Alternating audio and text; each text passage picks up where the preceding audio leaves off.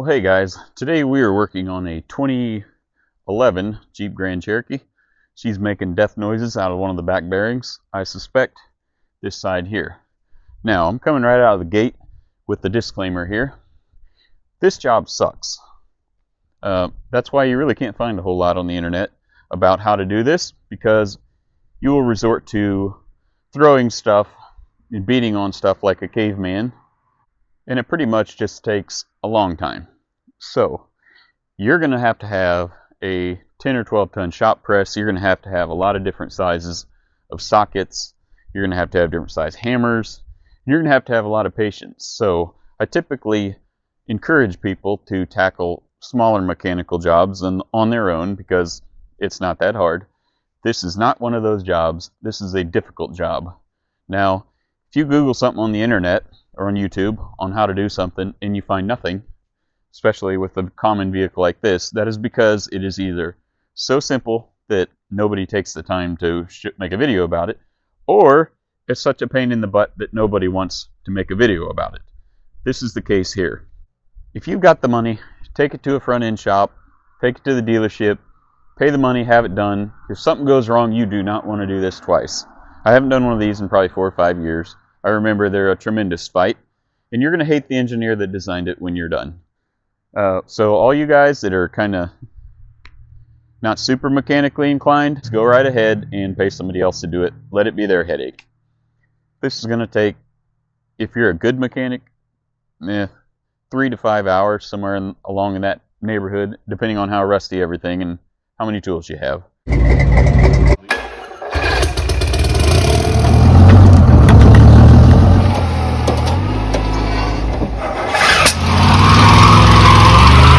Alright, well, some of you veteran mechanics and or stubborn people like me, or you guys that have the store part in your yard already, are still here. So let's go ahead and dive in. I'm not going to cover every aspect of this job because it takes a long time, and I don't have time to do that. I'm on a pretty tight schedule, but I'm going to hit the main points. So if you're contemplating doing this, or you're right in the middle of doing it, I'll at least show you the major points, what I used to get from point A to point B, and hopefully to point C when I can drive it down the road and it's quiet. So pull it in the shop, we'll pull this tire off, check the bearing, probably do that off camera, and bring you back when we start disassembly. Alright, first part of this project, as is usually the case, pop your caliper off and pop your caliper bracket. Also, now is a good time to bust loose your pinion nut. Now, if you're to this point and you're looking at this and you're sitting in your driveway and you got to drive to work tomorrow and you got 2 hours to do this job, put it back together. Ain't gonna happen that fast. If you have about 36 hours to work on it, and you have a shop press, and you have a lot of miscellaneous size sockets and a lot of experience, then at your own risk, proceed. First thing you're going to want to do is, I already did it just to show you kind of how flimsy this thing is, and because it was rusted, pull your ABS sensor out of your hole right there. Get this guy out of the way, zip tie it, whatever you got to do to keep from hitting it with hammers or breaking it. Second thing is go up to the end of that e-brake cable that's right above the axle and get that parking brake cable pulled free, because you're going to want to pull that off as an assembly. I recommend hitting the e-brake cable so it'll pull the cable in all the way, clamping the cable, the sheath, the cable itself, and then release the park brake, and that'll give you a little bit of working room on the diddly whopper up in there. But get that off of there. Pull your ABS sensor out and proceed with caution. What you're going to want to do is bust, well, you can bust that nut off first, but you're going to want to take that nut off this bolt, same story there, and then this will flop down out of the way. You can push the axle shaft out, and then you'll be able to remove your lower ball joint bolt. Like, you can leave the shocks in, you can leave the spring in. All right, before we proceed with busting that last ball joint apart, the way you're gonna get this dude out is by taking this whole assembly off, taking it outside, having your buddies hold it or you hold it, I'm doing this, I got lots of light here. And you're going to brace it against your knees. The ball joint part is gonna sit on a block of wood down at the bottom. You're gonna bend the backing plate a little bit, and you're gonna take your hammer, which this guy is, the end of it's probably 1.5 inches diameter, and you're gonna very carefully beat just the very inner diameter right there of the hub. And you're just gonna have to wail on it and it'll eventually knock it out. But that whole assembly will come straight out. Beat it with that. I would not recommend trying to do it in a press. There's nothing to press against. So you just have to beat it and try your best not to hit the casting. You hit that casting, you could crack it and you're screwed. So be forewarned.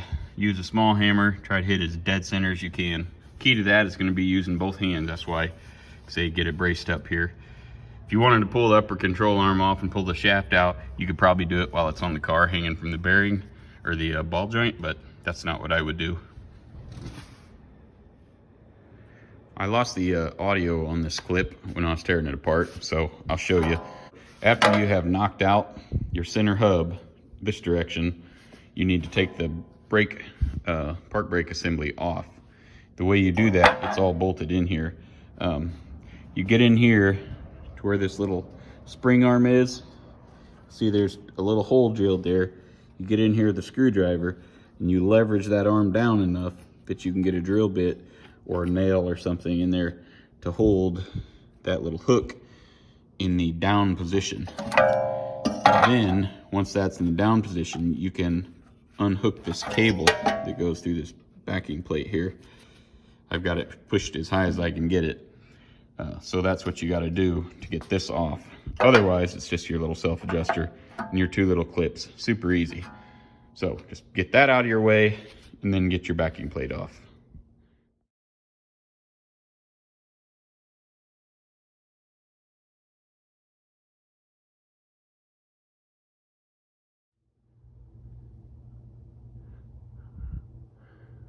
The reason you don't ever see anything about this particular job on YouTube or even on a Google search is the level of sketch here is pretty high. So this is the final configuration to drive what remains of the bearing out. I've applied a tremendous amount of heat just to get it to move. I've got a great big socket. That one's, what is that?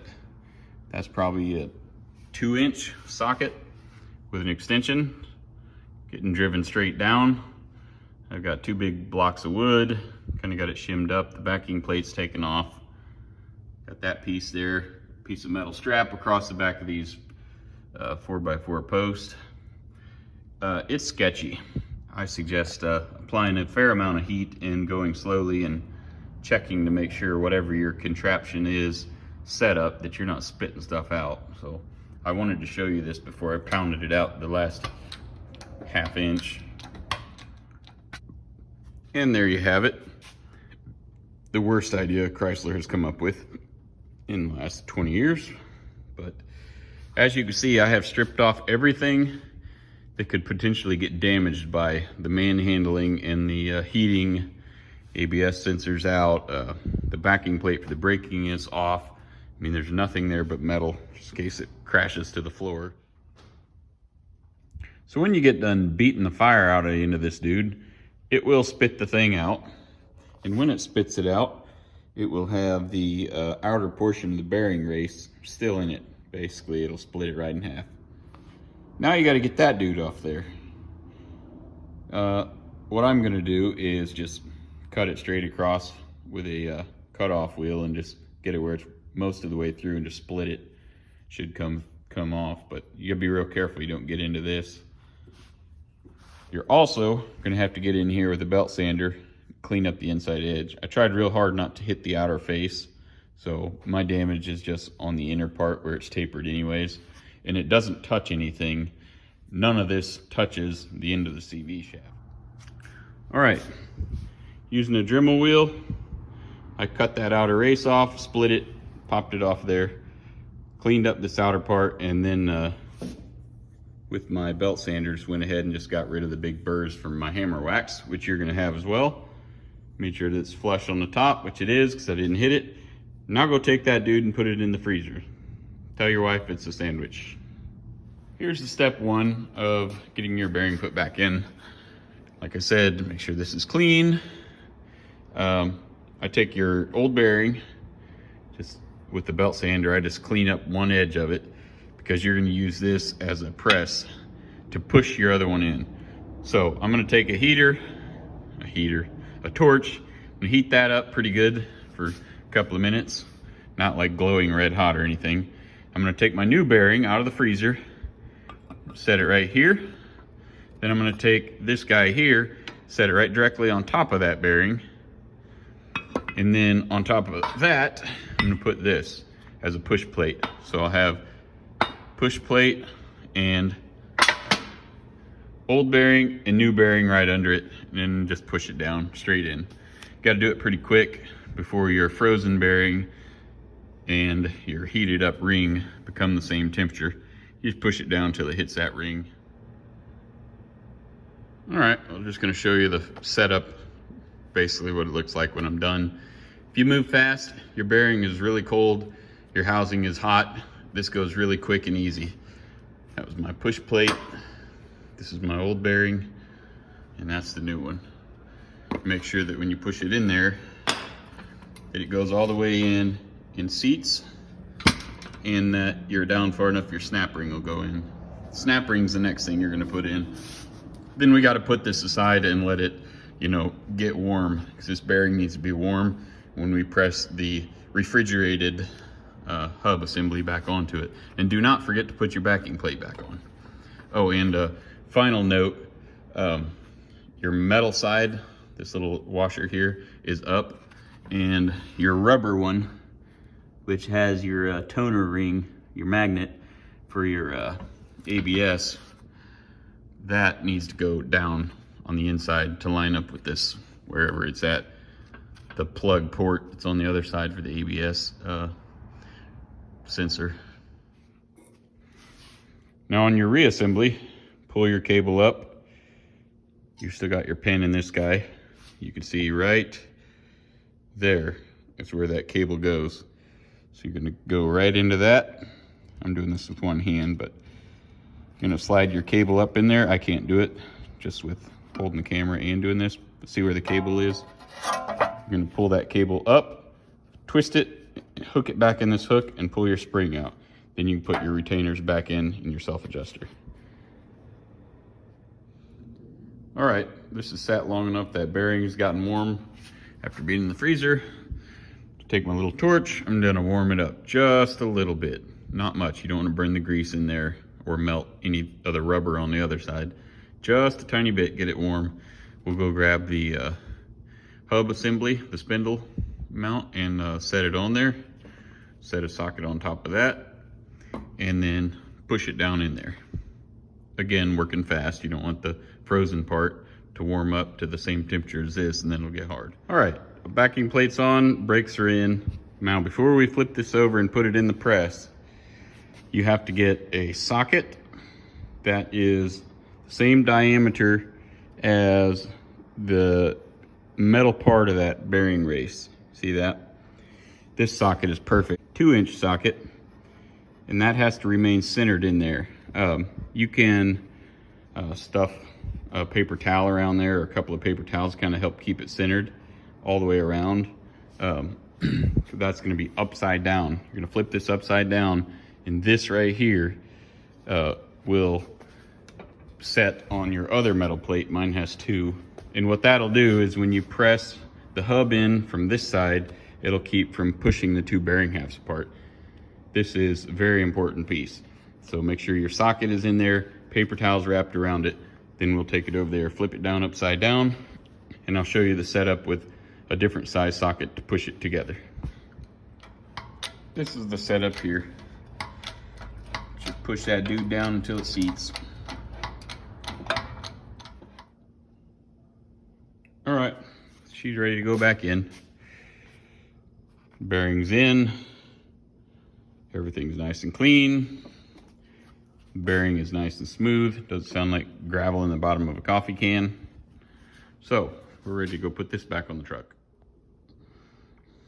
All right then, fellas.